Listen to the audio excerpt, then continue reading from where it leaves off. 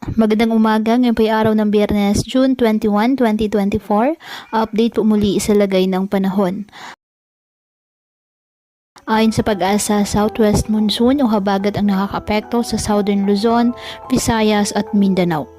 Wala namang bagyo o low pressure area na minomonitor sa loob at labas ng Philippine area of responsibility na maaaring makapekto sa ating lagay ng panahon. Ngunit nga sa kasalukuyan, patuloy pa rin po na nagpapaulan ang nasabing habagat, kasabay po ng mga localized thunderstorms sa maraming bahagi ng ating bansa. Ngayong araw, dahil po sa nasabing habagat, ang Quezon, Mimaropa, Bicol Region, Visayas at Mindanao, asahan ang maulap na kalangitan na may kalat-kalat na pag-ulan at thunderstorms.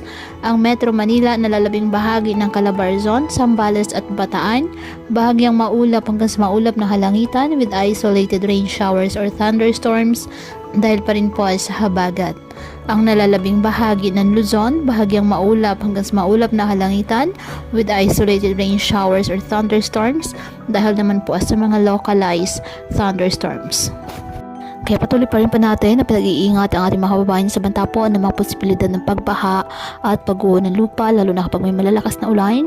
At ugaliin po na magdala palagi ng payong o kahit anong panangga sa ulan sa tuwing lalabas po ng ating mga tahanan. At yan po muna ang update sa lagay ng panahon ngayong araw.